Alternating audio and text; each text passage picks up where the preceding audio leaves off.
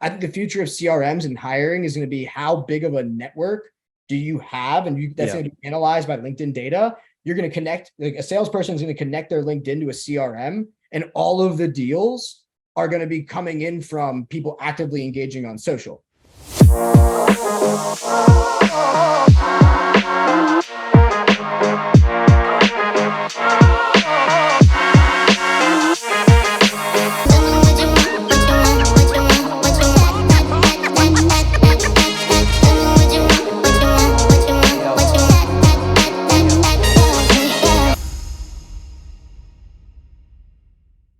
Up, man? Hey, what's up, Jake? How are you? Good, good. I'm having a great day. I Nice. really can't complain. It's beautiful outside. I've been spent most of my day outside, actually. Cool. Yeah, it is pretty out. I like your Hot though. background. Thanks, man. Yeah, All the man. surfboards. I actually learned how to surf on Sunday. Did you? I did. Basically, I Long can go to Portugal now. I'm an longboard expert. or shortboard? Foamy longboard. Nice. Yeah. And of course, my buddy. First off, I have to figure out how to not have my buddies out there pushing me into waves. That's step number one, right? But besides that, I can stand up pretty easily. So that was cool. I stood up a couple times, and that was fun. So, well, I think I mentioned the last time you and I spoke was a while back, but I think I was making a transition from like the done for you services at a fixed price to one-on-one consulting. And Yeah. dude, that's gone great, man. Like Nice. best decision I ever made because I guess I'm trading time for money. However, the money is a lot more, Uh, right? So like you now doing I work with, high ticket offers?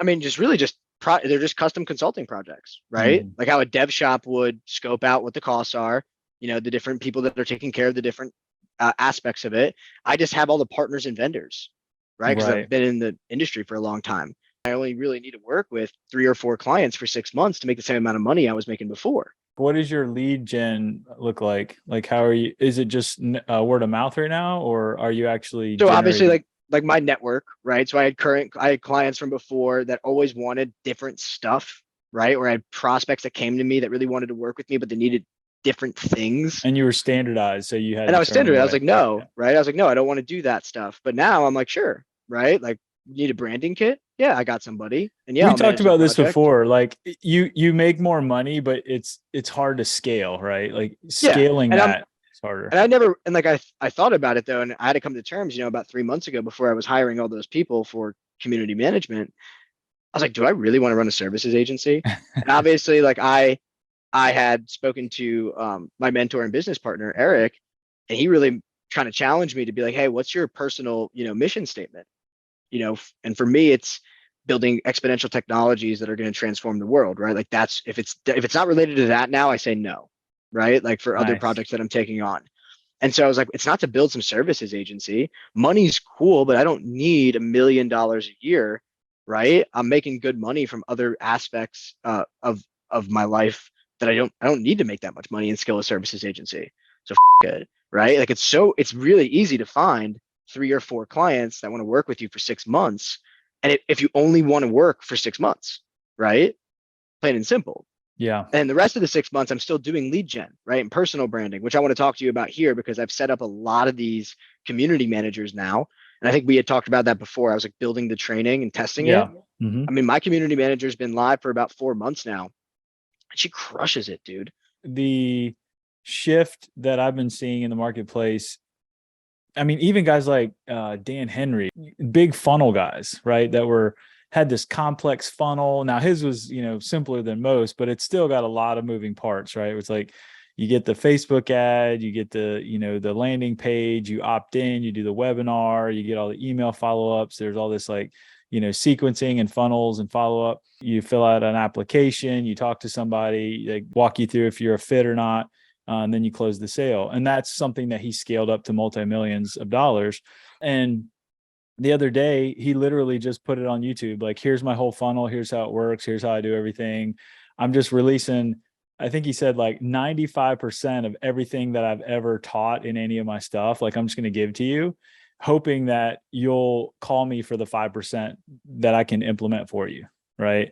And so it's really interesting now because I'm starting to see a lot of the influencers out there really just open open the doors to all their content and just give it away on YouTube or online, and basically calling everyone's bluff, like, hey, it's all about execution. So come to me if you actually want to get it done, and I'll consult with you and help you, execute on it.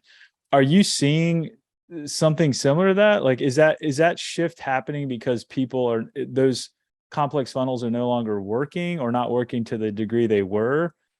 Like, what are you seeing out there?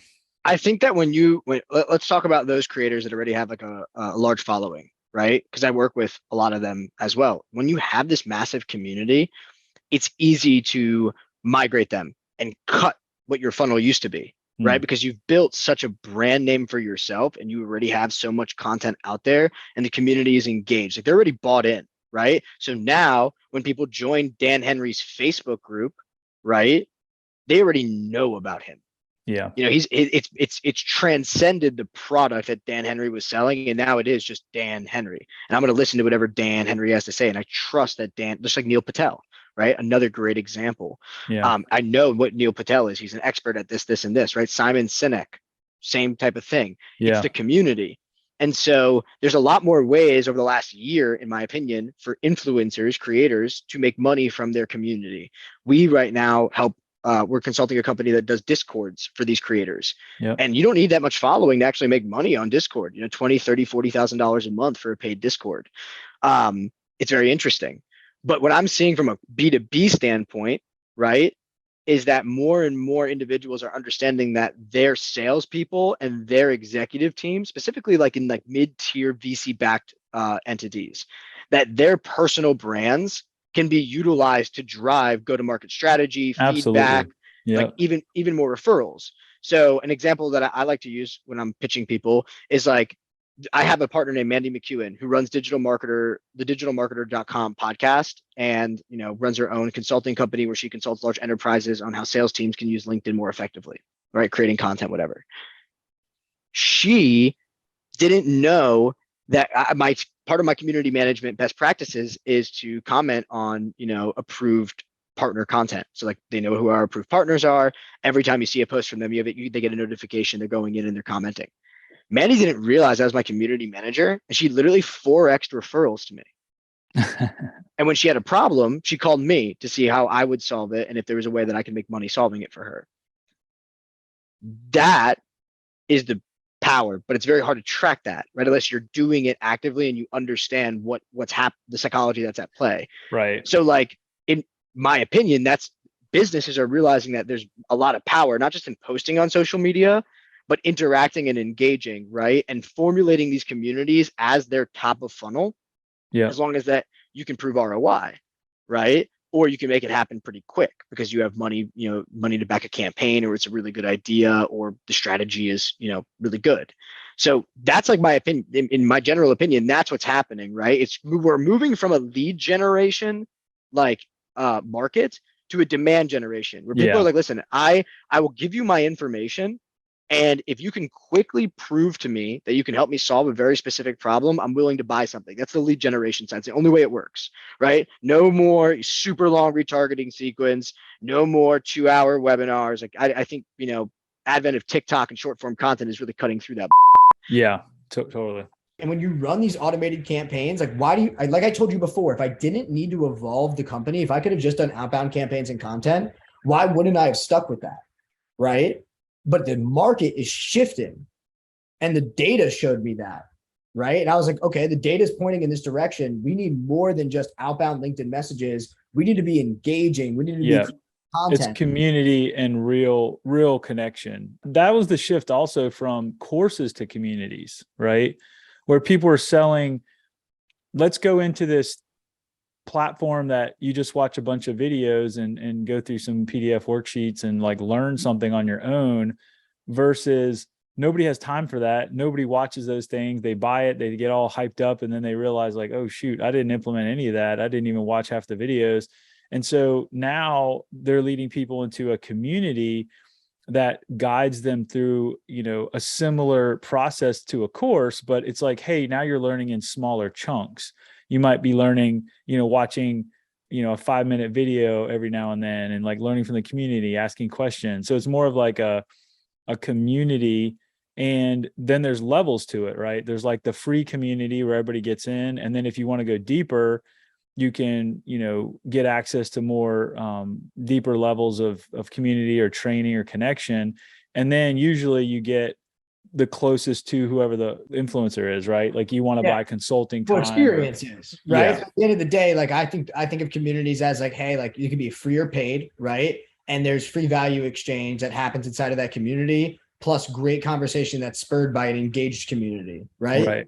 Usually those communities need, not only marketing or content strategies for the community specifically, but also facilitators, right? Yeah. Moderators that are actually going to spur conversation, etc. Right. Then the only reason people upgrade is for experiences, right? Coaching, one-on-one interactions, perks and benefits, right? Like you said, getting closer to the nucleus. That goes up. And obviously that's one model. Going back to businesses and kind of your first question, like, do I think that businesses and corporations and creators are making that shift, are actually leading that charge? No, the market is leading that charge. Yeah. Right. So like, I would say the answer to your initial question is no, I don't believe that creators and businesses are like waking up to it. They're like, oh, we need to do this. It's the market is saying, hey, I'm not going to do unless you do this. Right. Yeah. More and more companies are like, and community could take a weird form, right? Like it could be newsletter. It could be great customer support on the back end. People don't realize that, right? But for SaaS, that's what it is, right? It's the customer support that you build on the back end. It's your technical knowledge base where people can answer questions, right? Like Apple has, et cetera. Like that is, I think of those as communities in a niche of like the software. And that's forgotten a lot about. That's a good point. In SaaS tech, in SaaS for sure. So in the market, the boardrooms are not able to track a lot of this stuff, like dark social. I mean, there's the ways that people are buying now are very hard to track. And so in the shift that you're seeing, like how are you communicating to the executives or the buyers that this stuff is working? Because it does take time if you haven't built the community yet, you haven't built your following yet. Like, how are you kind of talking about it with the decision makers? So I'm really like tactical, right? As you know. So when I go and launch a campaign, right, for a corporation, it's likely that I'm also helping them create or consulting them on how to create a process that puts out written content for their blog, right? Value packed with SME, because that's part of the process, right, of creating that content. Those blogs, as you know, get converted into social media posts and a newsletter that goes out from their corporate accounts, right, to their entire database. So I'm activating leads on a consistent basis, right? And I'm driving traffic. That's one thing. Then you have the personal brands of the company. Well, great. If we can get a community manager to manage that person's account, so interact on that person's behalf, consistently be doing audits and reports to get better, publishing content on behalf of that individual, right? Usually, I post a lot. You see like probably 2 to 5 posts a day. And that's resharing client information, resharing industry news, all the stuff you should be doing. That's a piece of it, right? The hand-to-hand combat that happens with the account. But then you use outbound automation to bring your target ICP or to bring the community members that you're providing value to into your community. Right. So I call it community growth. I don't call it outbound messaging, right? It is an outbound movement, but it's community growth efforts. I'm inviting people in who I think can get value out of my content. And then I'm making sure I'm populating my feed with content that's valuable to them. Right. So are you doing that just on LinkedIn or just on one platform or across? Right now, right, for B2B businesses, but for the other creators I work with, and name it, Quora, Reddit, TikTok, Instagram. And we have a lot of different growth hacks that we use, right? As you know, the world I come from, like it's like very advanced in the type of we do. So there's these little growth hacks you can do to ensure that your content is getting the highest amount of exposure, right? On any platform. But it takes a lot of thinking through, right? And a lot of strategy. The LinkedIn strategy is very simple. It's, hey, you're going to come in, you're going to onboard so we know how to emulate you online. We're going to figure out who your target audience is. We're going to start adding them into your community. As we're doing that, we're going to train a community manager to handle all the hand-to-hand combat. That community manager is going to take 60 videos that you record that are only for internal use, right? All about your story, your skills, etc., your values. And she's going to turn that into written content, right? That's month 1. Then month 2, we start doing podcast guest outreach. So then you can become a guest on people's podcast. I don't care how big the podcast is, right? But you get to get asked interview questions, right? Answer them, and we'll take that video content and repurpose it for YouTube Shorts, for TikTok, for LinkedIn, whatever we want to do. And then you take the data from month 1 and month 2 on the topics, and you go, what performed the highest? And then you decide what format of content you're going to turn those topics into: video, sound only, whatever it is. Right. So at the end of the day, very, very low bandwidth from clients, right? Or any AE, CEO, myself. They don't have to start a podcast, right? They actually, and so that's what I've been consulting people on, like companies, how their salespeople can use LinkedIn, very similar. So you're able to seed them with their targets, that they're, the kind of people they want with these kind of algorithms. And then you're finding them, getting them engaged, and then sharing the right content. And then that's kind of a flywheel that just keeps people coming in organically, it sounds like, without. For sure. And again, like we can send them messages. So my automated messages when I add new audience members in is always, I'm putting out this type of content. What else would you like to see from me? Everybody that likes or comments on my post gets a message from my community manager, hand-to-hand combat. That's not automated, right? She's responding to every single person. I need to try that on yours. What do I need to do? Go like one of my posts or go comment. Okay. She will message you and say something like, "Hey Jeff, hope you're having a good day. Like, saw you like my post. Was wondering." Dude, she's done it to Cam. She's done it to people that know me really well. They have no idea. That's awesome. Right? And that's not you at all? Not me at all. I never log into my account. Oh, really? The only thing that I ever do is I meet with her on a weekly basis for my audit. So do you give her the content? Who generates the content? 60 Loom videos, baby. 60 personal branding questions I found online.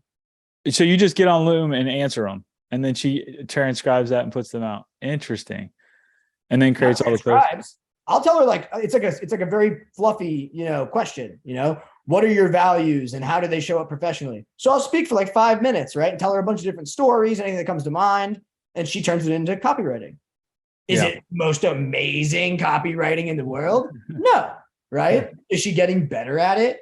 Yeah. She actually wrote something the other day. I was like, that's like, I would write that. That's awesome. Yeah. So then walk me through the back end. So then you get these people, you reach out, they say, sure, that sounds good. I like your content. What's the next step?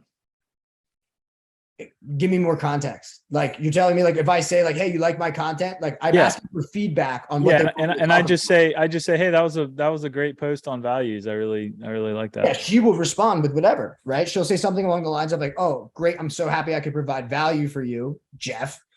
Is there anything else that you think I could talk about or provide value on? What do you like reading?"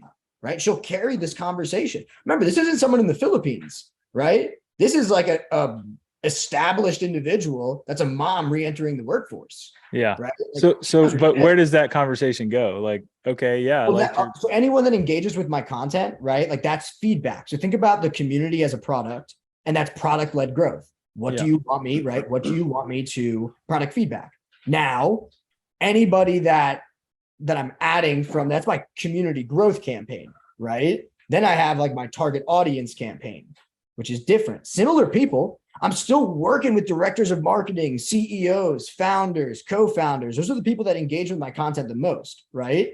So what's amazing is my target audience, the people that actually engage with my on LinkedIn, plus my target audience of who I want to work with are the exact same. So I'm not sales pitching them. I am seeing who engages, right? And I'm keeping track of these engagements. I'm logging them in HubSpot, so that my community becomes my prospecting list. Now, again, I only need to work with 3 or 4 clients, right? And I've had previous clients, etc. I use my own LinkedIn as a case study, right? And I have so many people that reach out to me who I'd say no to. Like, I will always take an intro meeting. I love telling people this, right? Like, all of my secrets and showing them the SOPs and the education that I invested into. And they're like, "Well, can we work together?" And right now the answer is no. right? But 'Cause I'm okay, so procrastinating. your next step, if you have people that engage, you're tracking what content works. You're just, being generous with your time, your community. You're giving all your secrets away, and then they say, "Okay, I like what you're doing. Can I?" So basically, it's a pull strategy. You're pulling them in to say, "Hey, I like what you're doing. I want to work with you." Is that right? Or are you like Yeah, I outbound? want them to see me as someone who are like, wow, like you're next level. And if I ever got the chance to, I would work with you. Those people get logged into a CRM. And when I have room to take on more clients, I will contact them. Right. Now that list right now is probably what, 20 people large, but I don't need any more clients for 4 or 6 months. Yeah. And then after that, I'm taking off 6 months. So in a year, I'll have a list of 100 people that want to work with me. And I'll be able to be like, hey, right? This is how much I charge, $1,000 an hour now, because I have a list of 100 people that want to work with me, but you're on the top of my list. And I could eventually, like once I still start figuring out scale and content from a LinkedIn perspective, start really honing into that community because I'm seeing amazing growth. It's just not like, I know I'm 100,000, people, whatever. But when I figure that part out, then it's great. Now I'm going to start a paid community, right? Other ideas I've had, and I mentioned this, I wanted to say this before, is this is working so well that I would create a triple-sided marketplace, which I'm already thinking about and partnering with some other people. Take all these LinkedIn consultants, right? They provide the strategy, and then people are like, this is too hard. Well, it's like, great. We actually have a vetted group of individuals, right, who have already gone through a course, which they pay for, by the way, right, to be a certified LinkedIn community manager. We have a pool of people, and I have all these consultants who don't know how to scale their agencies that are pulling from like my recruiting agency, basically. You're training them on your course that you created? Yeah, because my education's up, right? It's a good course. So you're saying you're supplying the community managers for the clients. Right? That's what I do now, right? Gotcha. And I'm just but they're paying to get into that. True. Yeah. True. Right. But again, it'd be beneficial at some point in time. I'm going to want to scale what I've done. Right. So that's where the course comes into play. And by the way, like that course could be $3,000. Yeah. It could be a higher ticket item because you can make, as a full-time community manager, you could probably make 30 to 50 bucks an hour. And it's easy as I just spent some time though with like Mackenzie Boley, who runs Steve Schmidt's profile, and Steve's a big LinkedIn influencer for outbound sales, etc. She runs an agency. She charges people $3,500 a month for a quarterly meeting, a 1-hour interview a week, and 20 ghostwritten posts a month. So one every weekday. I was telling her, because I asked her, I was like, I would love to work with you. You're bubbly. I like your writing, right? But this is where I'm at. And I explained to her everything I had. And she was like, literally, I only have one piece of advice for you, which was like, try to focus every message on what you want to be known for, which I kind of disagree with her on in some places, but I'm going to take the feedback and try some posts and let the data tell me. But she was like, you're light years ahead of where I am. Yeah. She literally said that. She goes, our biggest problem is our clients don't want to use their LinkedIn accounts. They don't want to perform the hand-to-hand comment. They don't know what to do. Oh. So that's why you have the community managers to do that. It's such a sweet offering. No one else has that. Yeah. Even Banff, their ghostwriting community, they do not take engagement. They're not. So it's funny. Like, so on the Wave side of what I do, we're rolling out soon in the next month or so, Wave transcription, which we're really excited about. So we found ways to make the transcription 10% more accurate than Amazon and Google, which blows my mind. But basically, we'll take your transcription, and we're getting a lot of like podcast agencies and like even content creators that are like, hey, we have a legacy of all these interviews, all these podcasts, all these Zoom interviews, like all these Loom, like whatever. They got all this stuff, and they don't want to transcribe it in like, 3 or 4 different places and have to correct it in all the different places. And then they need a repository that they could pull from and search from and like get, content coming out of on a consistent basis. So we're trying to work with a bunch of these companies that are really interested in getting value out of the legacy content that they've already created instead of trying to, continue on the creating new all the time and then repurposing and trying to fix all the transcriptions and the captions for everything. It's kind of like the podcast guest stuff. Some companies have it, right? A lot of companies don't. So they love the idea of written only content, which performs really well on LinkedIn anyways. And they get experience filming themselves, right? That's huge. 60 videos, right? Like to answer and really think about these questions, so that's one thing. The other thing that I mentioned is there are people that have large libraries of content. I've been using companies like Repurpose House, right? I can get one video a day repurposed.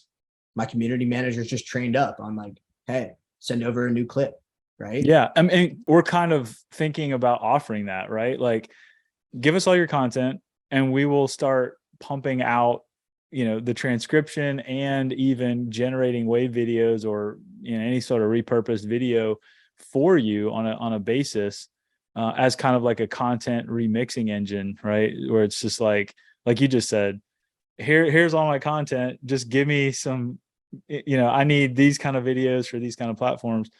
But I think what's key is what you said is like, you're actually having a community manager make that make sense. You're not just publishing it and walking away. It's like, hey, anybody that engages with it, you're there. How have you seen to track that though? So there's actually 3 stages, right? You have vanity metrics is like what I call them. So impressions, engagement, reach, right? Comments, shares, etc. Then you have the secondary item, which is the part of the outbound movement. That's a part of this, right? So how many connection requests did I send? How many were accepted? And what was the outcome of that? Now, again, that could be partnerships. That could be podcast guest appearance outbound, right? Like all of those have ROI that some are tangible and some are not, right? Then you have your MQL to SQL. How many of these conversations became an MQL and how many of them converted into an SQL, right? Plain and simple. Then it is trackable and there is ROI. And again, I automate all this stuff with HubSpot. So all of my outbound campaigns, right, that are running on an automated fashion, like it's keeping track of people that responded. It's automatically changing the status. Like I've turned HubSpot into a community management tool. Are you saying those are emails going out? Like what's actually going out? LinkedIn messages and connection requests and emails. Okay, gotcha. Omnichannel, right? But like usually for community growth, not omnichannel, right? I either have people in there that connect back and respond, and that means they're an active person, and I can assume that they're going to engage with my content, right? Or not. But you got to think about the fact that there's so many other opportunities. The way I think about my community manager is she's building an asset, right? An asset that can be monetized. She's helping me understand what my audience is, what my value is, etc., posting on a consistent basis. This asset can lead to sponsorships, brand deals. Absolutely. Yeah. Right. Like, and I think what's hard though, is when you're, especially the people that are trying to get traction, right? They're trying to get above the noise, right? Like they're starting off, they're, realizing, oh shoot, ads are not working anymore. Courses selling out, all these old school things are not working anymore. What do I do? And they're trying to make this transition, and it's slow goings at the beginning, right? It's not like you're just going to immediately go to 100,000 million followers. Like, you're on the radar, right? And people listen to what you're doing. And then you have to find your voice. You have to do what you said, like do the research on like, where are my people, right? Like, what am I talking about? What were your 3? Vanity. Yeah. So like vanity, like profile metrics. Yeah. Right? Which actually tells you the size of your attention. Yeah, in my absolutely. opinion. Yeah. And what alters it, right? Yeah. Then 2 are my outbound movements. So my community growth campaigns, my sales campaigns, my partnership campaigns, right? And that's what you can control, right? That's your outbound to them. Yep. Correct. Across all the different channels. Correct. Okay. And the third part is how many of those conversations go from MQL to SQL, right? What qualifies as an MQL? Someone who responds positively and wants to meet. Interesting. Okay. But you're not prompting those meetings, right? Or are you? No, they're coming into a conversation, or they're occurring because I'm driving someone to a blog, which then has a value grab that they opt in for, right? Gotcha. So anybody that's kind of raising their hand on something you're creating. Yeah.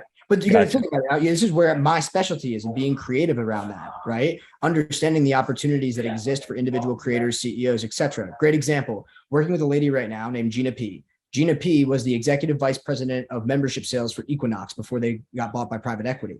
She has a personal brand. She's like, I do consulting, but like, I really want to live a life like you. Like, I don't want consulting to own me. I'd really, like to work with 3 or 4 clients for 6 months, then kind of just continue building my other stuff, which is like a nonprofit, etc. And I was like, Gina, you understand that that's not the only way you can monetize, right? Like right now, California, over the next 2 years, every public company over a certain revenue amount needs to have 2 women on their board of advisors. So she's qualified to be on the board of advisors, right? ACV of something like that is like $150,000 to $300,000. She can go to speaking events, right? So it's like, all right, all she needs to do is get herself out there, get her name out there, because she has done all this and she's a really cool lady. You have way more opportunities than just consulting. She's also very well known in like the celebrity world because she lives on Long Island and her husband's some big wig or whatever. But the whole point is like, you can also get paid for just introductions, right? Like strategic, you need to expand your mental into, I'm building an asset here that can drive traffic anywhere, right? Yeah. And we're going to try to drive traffic to your main business, but we're also going to test some of these other opportunities to see how you can monetize. Absolutely. Yeah, no, that's great. Yeah. So it's getting to be more organic, in my opinion, like person to person, using real people as part of the process. What are your views on not just community management for the MQL, the marketing qualified lead level, where they're kind of engaging in your socials and the activity you're creating, but the sales handoff? So for me, right, I handled the sales. But for companies, right, the community manager handles everything until it becomes an MQL. Once that MQL happens and that lead enters HubSpot, that salesperson's job is to follow up that individual, right, and close them. Right now, I'm using my profile as an example, but I'm an odd case because I only need to work with X amount of people. And I can monetize other ways, courses, newsletters, right, like I just mentioned before. But for companies, it's all for, like, for example, I'm working with the Lumos data team, Live Oak, spun up out of Live Oak Bank, not funded by, but funded by other people. 14-person team, right? They got 3 BDOs is what they call them. And obviously the ex-CFO of Live Oak is their co-founder, right? Is their founder. Business development operator or something like that. Gotcha. I don't know. But anyway. But you're saying, like, for a business, they already have an existing sales team that you're leveraging. Yeah. Gotcha. So you're just handing them off in HubSpot and they're getting assigned and they're following up. The person who we're emulating, right, is going to handle the sales lead. It's just like they don't have to deal with anything. We're taking care of all the engagement, hand-to-hand combat, really a full outbound movement. You've heard me say that word a couple of times. It's different. Outbound sequence is just messaging. An outbound movement, right, is, all right, we're producing content. We're engaging with our prospects. We're messaging every person that likes our post, right? Like, that's an outbound movement. A lot of these executives, they're consuming content to try to stay up with trends, see what's happening in the industry, right? Connecting with their colleagues. And that's kind of where you're showing up, right? To have these conversations. They're finding out about new strategies, new tips, new techniques. You're getting your word out there. And then it's a pull strategy rather than like, I'm going to push this on you. I'm going to contact you. I'm going to cold call you. I'm going to convince you, right? You're not trying to do that anymore. That's not what's working, right? What's working, and what, to your point earlier, what the market is saying is, don't bother me unless I care about what you're talking about and I think you can help me. Then I will contact you, and then you're ready. Your system is ready to make the sale happen if it's the right fit, right? Or you've already provided them value. And right. Like, that's like you said, they're merging sales and marketing. Marketing should be creating content and training the sales team on how to execute on said content on their own behalf, so that they're doing their own lead generation, and marketing just needs to focus on really refining content and providing value to said community, right? The other thing is segmentation. Marketing should be handling segmentation. So, okay, we're putting all this stuff out. All these actions are happening across our omnichannel campaigns. We have individual profiles getting replies. We have engagements happening. We have content being posted. We have people opting in. We have all these things. It's up to marketing to go like, all right, here's this segment and this is how you handle them, right? Like at the end of the day. So like, hey, you need to respond. Like sales should be like, great. Like I go in, I respond to my high priority people, right? All right. These are the people that emailed me back. Here's my follow-ups. Here are the people I need to reach out to today from LinkedIn because I'm doing my own lead gen and like my automated campaign generated these replies. Here is a list of individuals that have opened an email, a newsletter in the last 14 days and clicked. Here are people that opened a newsletter and didn't click, right? But what are your salespeople doing at that point? Because I mean, what is that conversation like? So marketing qualified leads, right? I would consider different from community. So someone comes in and you have a conversation and they're like, oh, like you're obviously an expert at so-and-so. And someone's like, yes, I am an expert in so-and-so. And by the way, we've helped companies that look like yours. I just checked out your corporate LinkedIn profile. Got 10 minutes to connect in the next week or so, right? To learn about this. If they're seen as an expert, right? And they have a very specific solution to a very specific problem. You have to communicate that better. Because what I'm getting daily is people trying the old school method, right? Where I'm interacting with an influencer or some content.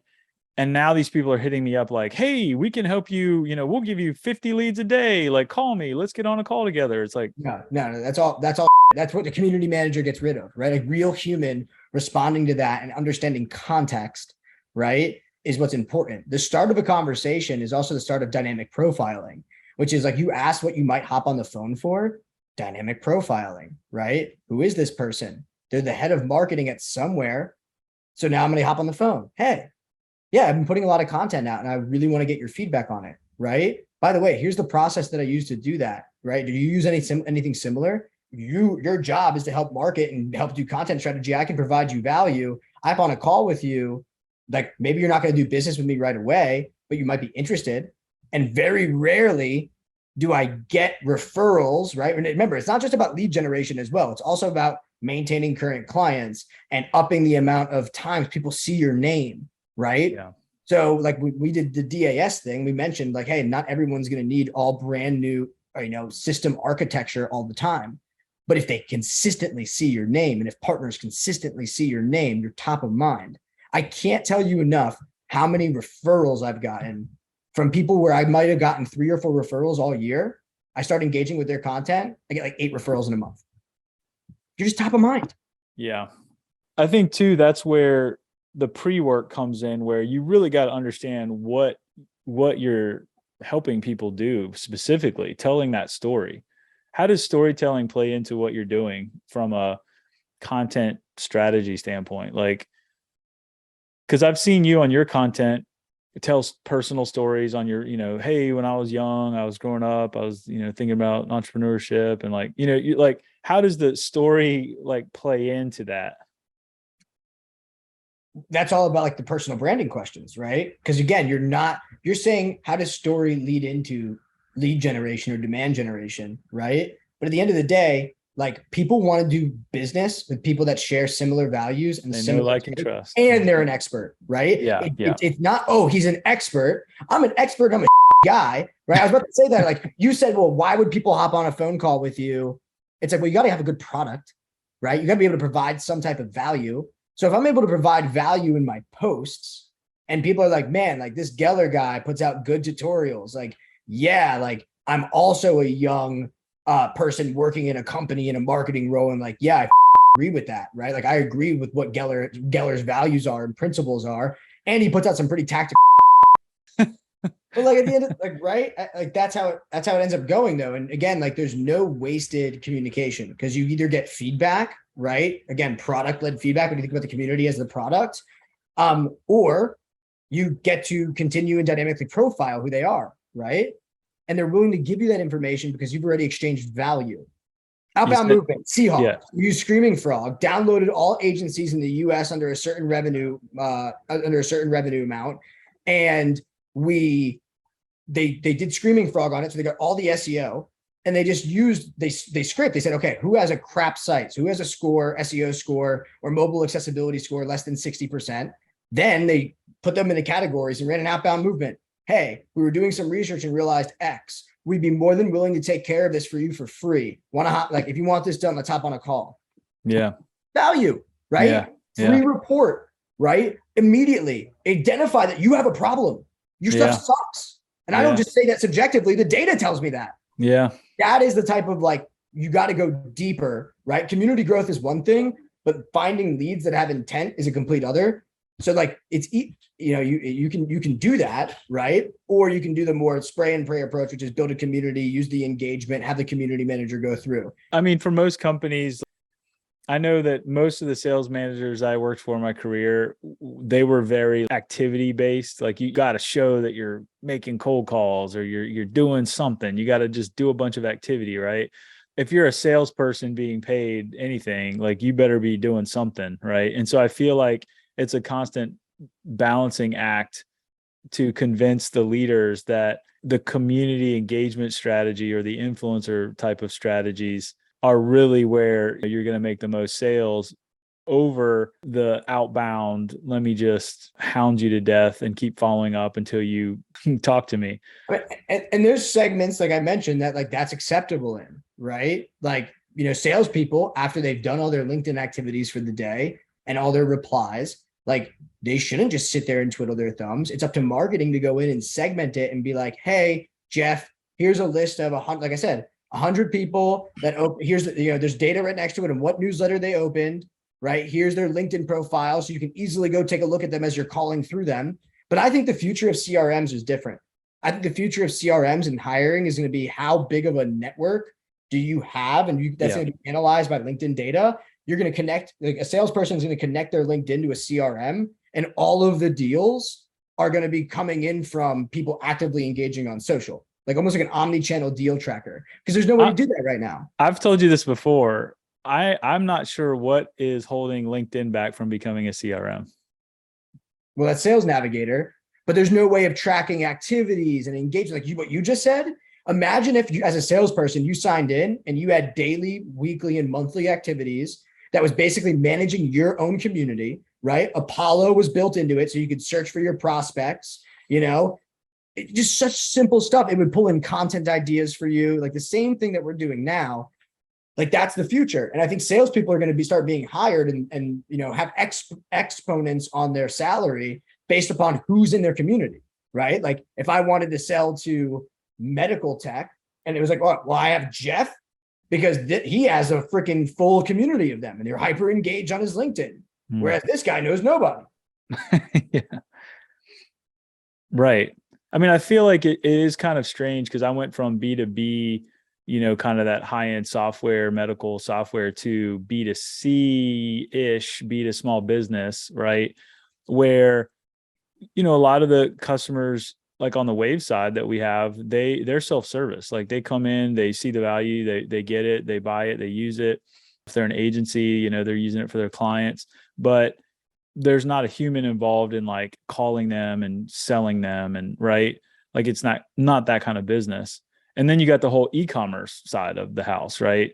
Where I don't even know if you have clients that are on the e-commerce side, but the generating the content that leads to somebody just saying, yep, I want to buy that. Yeah. Well, for those aspects, like if I had to consult on, hey, like I own an e-commerce brand, I don't know what to do. That's where I would start partnering with short form content creators, right? Like making sure that I license that content, use that content for paid ads, make sure that, hey, like if you can spend an extra $1,200 a month on LinkedIn, like that's where you can go get your strategic alliances, right? Partnerships with big box retailers. That's where you can actually reach out to influencers, because a lot of more influencers now have LinkedIn communities. Like you would do the same strategy, building a community of people that were aggregators of your customers. Yeah, for sure. But honestly, like it's better if you have a brand and you're posting content about it, right? Like it's still a channel. That's what LinkedIn's really personal. Like that's like, that's what's really cool about it. We're working with some creators right now where we're about to get their communities grown, because like that's how they get sponsorships, right? And like funny enough, they're posting out videos. Their LinkedIn content is going to be all about the analytics from those videos and what they learned about it. Right there. Yeah. Right there. That's what people want to know. Yeah. Like that's what's so funny. And like I think eventually I'll be doing this for celebrities like Cardi B and Drake, etc., as more and more young people get pushed onto LinkedIn, because I think it's a travesty that they are real business people, right? And no one knows. Like everyone looks at Lil Wayne. He's like, oh, like, right, like Lil Wayne, whatever. But no one knows he's a freaking genius. Jay-Z, right? Same thing. It's like they're gonna want these channels led. They're non-existent. Yeah. Remember, it's the only place that we can all be on when we're at work, and it's okay. Right? So for 8 hours a day, LinkedIn literally has the win, like the okay win, you know? Right. You see, that's what I'm saying. It has a lot of attention for 8 hours a day. Yeah, that's a really good point. I hadn't thought about that. It doesn't have the same taboo as scrolling Facebook, right? But it's becoming very similar to Twitter from an information, like, right? Like Twitter and LinkedIn are getting ever more integrated with each other. You see a lot more Twitter carousels on LinkedIn nowadays than you used to. Right. It is a form of news delivery in a little bit of a different sense. It's kind of like a mixture of like Twitter and Instagram is the way that I see it right now. Yeah. But I think it's moving more towards like a knowledge base. Yeah. Right? Well, and it's interesting too, because on Twitter, if you see a Twitter thread you like, you have to do unroll or something that aggregates it. It's hard to capture it. You need to do a bunch of screenshots, but it's kind of janky. Whereas on LinkedIn, you could just download all the images directly, right to your phone, or it's a PDF you download, right? So it's actually a very interesting knowledge download if you like something on LinkedIn, which is an advantage over Twitter. Yeah, I hate that you can't, when you save a post, it's like impossible to find where it's saved to. I don't know who made that feature. I literally, like, I was thinking about like emailing that because I have to Google it. You talking about on LinkedIn? Yeah, like when you save something on your mobile device, you can't find it anywhere. I'm like, yo, I've saved so many posts. Where the put it? You'd think that the save button would be like right up front and center. It ain't. So no, my pet peeve is you go to your home feed and you see a really good post, but it's like a long read and you're like reading, and then you click away to something else and you go back thinking it's gonna save where you were, and it just refreshes to some other post and you can't scroll to find it. Yeah, it's silly.